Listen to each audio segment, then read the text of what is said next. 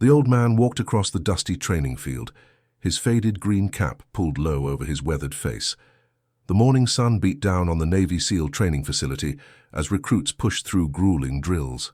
He moved slowly, but deliberately, observing from a respectful distance as young men tested their limits. Commander Hayes noticed him first. The instructor's spine stiffened as he marched over, whistle dangling against his immaculate uniform. "Sir, this is a restricted area," he called out, voice sharp enough to make nearby recruits pause. "Civilian observers are not permitted during active training." The old man nodded politely. "Just watching for a minute. These boys are putting in good work." Commander Hayes stepped closer, now intentionally drawing attention. Recruits began to gather, drills momentarily forgotten as they sensed conflict. "This isn't a public park," Hayes continued, voice rising. "These men are training to become elite warriors, not performing for entertainment." The old man's eyes crinkled at the corners.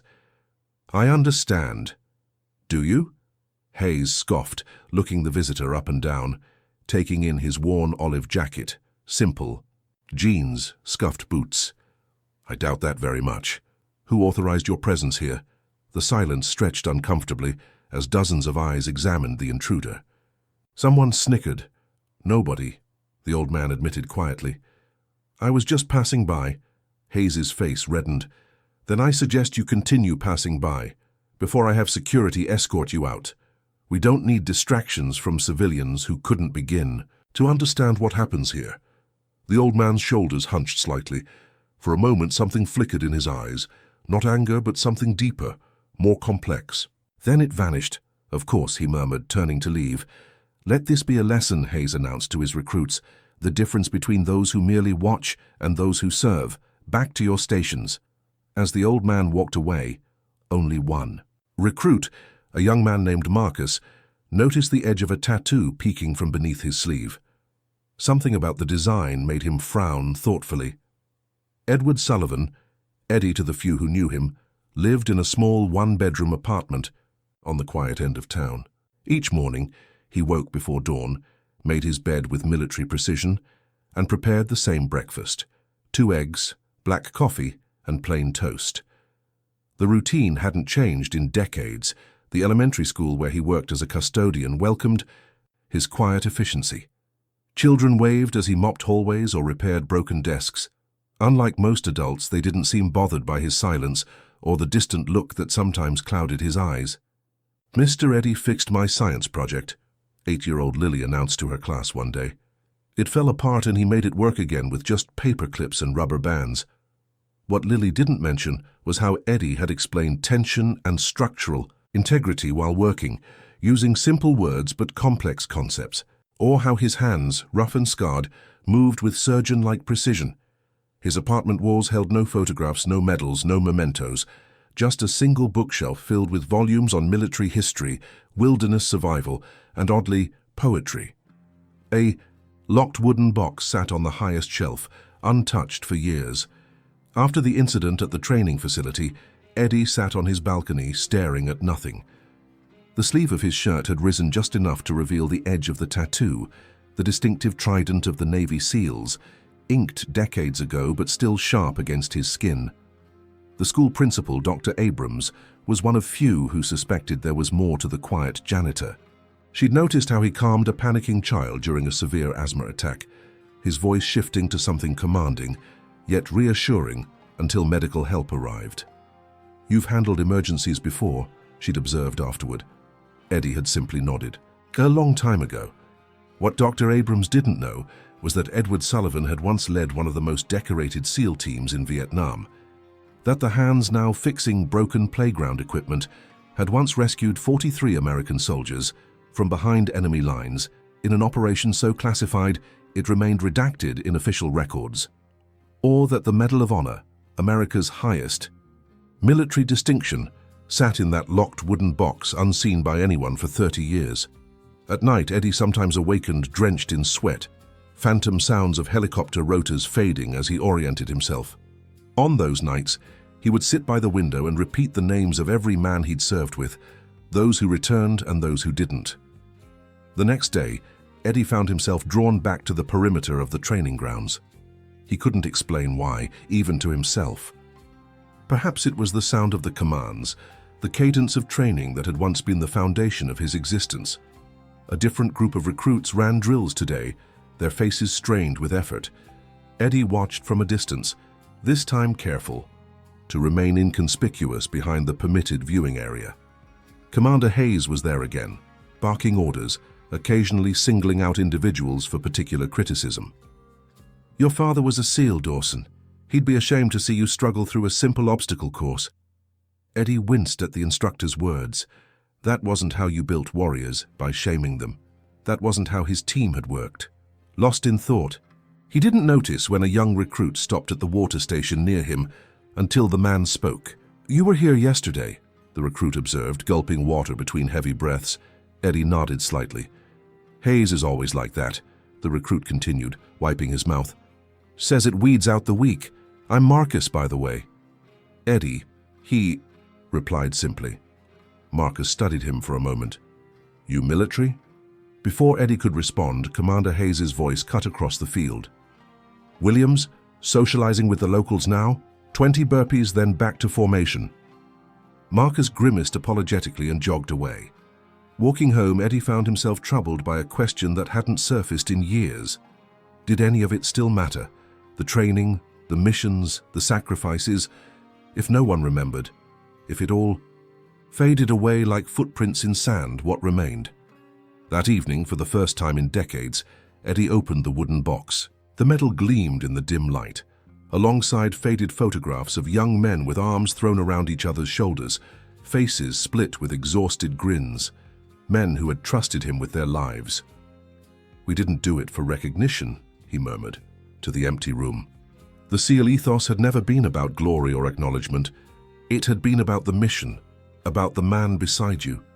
He traced the trident tattoo on his arm, the symbol earned through pain, endurance, and unwavering commitment. He'd earned the right to wear it. No one could take that away. Yet somewhere, deep within, a younger Eddie, the one who had once believed in absolute purpose, questioned whether disappearing into anonymity had been an act of humility or surrender. The third day, Eddie arrived as morning fog still clung to the training grounds. He'd decided this would be his last visit, this strange pilgrimage to a world he'd left behind. Commander Hayes spotted him immediately, eyes narrowing. "You're persistent," Hayes called out, striding over. "Perhaps I wasn't clear enough yesterday." Before Eddie could respond, Hayes had flagged down 2 security personnel. "Please escort this gentleman off the premises and ensure he understands that further attempts to access this facility will have consequences." The security officers approached with professional detachment. Eddie nodded, accepting the inevitable when a voice rang out. "Sir, permission to speak, sir." Marcus jogged toward them, coming to attention before Hayes. "What is it, William?" Hayes demanded, irritated by the interruption. "Sir, I believe this man is entitled to be here," Marcus stated firmly. Hayes's expression darkened. "Based on what exactly?" Marcus turned to Eddie. "Sir, would you mind showing your left forearm?" Eddie hesitated, then slowly rolled up his sleeve, revealing the distinctive SEAL trident tattoo. But it wasn't just any trident. Beneath it were specific markings that only SEALs from certain classified operations carried. Marcus snapped to attention and saluted. "Sir, my grandfather was a SEAL. He taught me to recognize this insignia. It's from Operation Thunderhead, sir." A ripple of murmurs spread through the recruits who had gathered to watch. Even Hayes seemed momentarily speechless. "Williams, resume your training," Hayes finally ordered, voice noticeably less confident. He turned to Eddie. "I apologize for the misunderstanding, but we still have protocols." "Excuse me, Commander," interrupted an older man walking briskly toward them. Captain Richards, the base commander, rarely appeared during regular training. "I was informed we had an unusual visitor." Richard stopped in front of Eddie, studying his face. Slowly, recognition dawned in his eyes. "Chief Sullivan?" he asked softly. Eddie nodded once. The captain's face transformed with something like awe. "Gentlemen," he announced, "we are in the presence of a legend. Hey everyone, if you're enjoying this story about respecting those whose sacrifices often go unrecognized, make sure to hit the subscribe button and notification bell. This channel is dedicated to powerful stories that remind us of the importance of looking beyond appearances. Now let's continue with this incredible revelation. Captain Richards turned to the assembled recruits. This man standing before you is Chief Edward Sullivan. During Vietnam, he led what many consider the most successful rescue operation in SEAL history. Commander Hayes' expression shifted from skepticism to shock. The Mekong Delta extraction? That was you? Eddie's eyes remained fixed on a distant point. We just did what needed doing. What needed doing, Richards repeated with a short laugh, was infiltrating 15 miles into enemy territory, locating 43 POWs, and bringing them all home alive while outnumbered 20-1. The training yard had gone completely silent. Captain Richards dismissed the security personnel with a wave. Commander Hayes, gather all recruits currently on base. I want them assembled here in 15 minutes. Hayes nodded sharply, previous hostility replaced by military efficiency. As recruits formed orderly lines, Richards turned to Eddie. We've been using your operation as a case study for years, but most believe the team leader died in '89. In Ira, away he did, Eddie replied quietly. Richards seemed to understand. Would you consider speaking to them? These young men train with the same goals you had, but few ever meet someone who's truly tested those principles under fire. Eddie glanced across the assembled faces, young, determined, untested. For a moment, he saw his own team reflected in their eyes. Briefly, he conceded. When all were gathered, Richards introduced him formally, detailing an operation that had become nearly mythological in SEAL training circles. Eddie noted Commander Hayes standing rigidly at attention, conflicting emotions, warring across his face. I didn't come here for recognition, Eddie began, voice initially soft but gaining strength. I've been content in the quiet life I built, but seeing you all training reminded me of something important. The recruits leaned forward slightly, collective breath held. The trident isn't just a symbol you earn once and forever display. It's a daily choice. The qualities that make a SEAL, discipline, adaptability, perseverance, humility, and above all, loyalty to your team, those aren't qualities you achieve and then set aside. They become who you are whether anyone sees them or not. Eddie rolled down his sleeve, covering the tattoo. I don't wear uniforms anymore.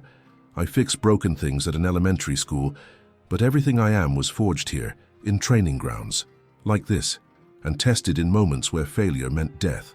Not just mine, but everyone depending on me. Commander Hayes stepped forward. Sir, I must apologize for my behavior. There's no excuse. Eddie shook his head. There's every excuse. I look like what I choose to be now, an ordinary man you had no way of knowing. But that's precisely the point, isn't it? Hayes replied, understanding dawning. We train to see beyond the obvious, to assess situations accurately. I failed at that fundamental skill. Eddie smiled slightly. Learning opportunities rarely announce themselves, Commander. A thoughtful silence fell over the assembly before Captain Richards spoke again. Chief Sullivan, we've been trying to develop a program connecting our trainees with SEAL veterans who've experienced actual combat situations. Would you consider consulting with us? Eddie looked across the faces of the recruits, particularly at Marcus, whose recognition had bridged two worlds that might never have reconnected. I would, he said simply. Later, as Eddie prepared to leave, Commander Hayes approached him privately. I've been teaching these men techniques and procedures, he admitted, but I realize now I've missed something essential about what makes a true SEAL. Eddie nodded. The techniques keep you alive, but understanding why you're willing to die, that's what makes the difference. The following month, Eddie Sullivan sat in a small classroom on the SEAL training base, surrounded by a group of recruits nearing the end of their initial qualification phase. These weekly sessions had quickly become legendary among the trainees. The most important thing I learned, Eddie told them, wasn't how to shoot or swim or endure pain. It was that heroism isn't a moment of dramatic action. It's a lifetime of small choices, most made when no one is watching. Marcus, who had been instrumental in creating this program, nodded thoughtfully. The world is full of people like me, Eddie continued, men and women who served, who sacrificed, who did extraordinary things, and then returned to ordinary lives. The cashier at your grocery store, the mechanic fixing your car, the quiet neighbor who keeps to himself. Any of them might have stories that would astonish you. Commander Hayes, seated at the back of the room, had undergone his own transformation. The experience with Eddie had deeply affected his approach to training. "We often speak of earning the trident," Eddie said, rolling up his sleeve to reveal the tattoo that had changed everything. "But the greater challenge is living it day after day, when the missions are over and the uniforms are put away." As the session ended, a young recruit raised his hand. "Sir, do you ever regret choosing anonymity after your service? You could have had recognition opportunities." Eddie considered this question carefully. "I needed the quiet," he finally answered, "but I've come to realize there's value in sharing these experiences, in building bridges between generations of service. Sometimes the most important thing a person can be is a reminder that integrity doesn't require an audience, that courage often wears ordinary clothes, and that true strength frequently comes from those we've overlooked." As Eddie gathered his notes, Captain Richards entered with news. The Secretary of the Navy had heard about Eddie's involvement and was proposing a formal recognition ceremony, highlighting not just his Vietnam service, but his ongoing contribution to SEAL training. "They want to make it a public event," Richards explained. "Many families of those 43 rescued soldiers have never known who led the operation." Eddie's initial instinct was to decline. He'd never sought the spotlight. But looking around, at the young faces watching him, he recognized something he'd missed during his years of self-imposed isolation. His story belonged to others as much as to himself. "The greatest disservice we can do to valor," he said finally, "is to hide it where it cannot inspire. Each person we encounter carries an untold story. Behind the simplest appearance may lie extraordinary courage. Behind the quietest voice, profound wisdom." The Navy SEAL in the faded cap reminds us, honor isn't in the recognition we receive, but in the standards we maintain when no one is watching. Look around you. How many heroes walk unrecognized in your daily life? Perhaps the most powerful thing we can offer each other is the benefit of the doubt, and the respect that comes from understanding that each person we meet may carry burdens, achievements, and stories we cannot imagine. If this story touched your heart, another awaits that might change how you see the world entirely. The lessons of true courage continue in ways you'd never expect.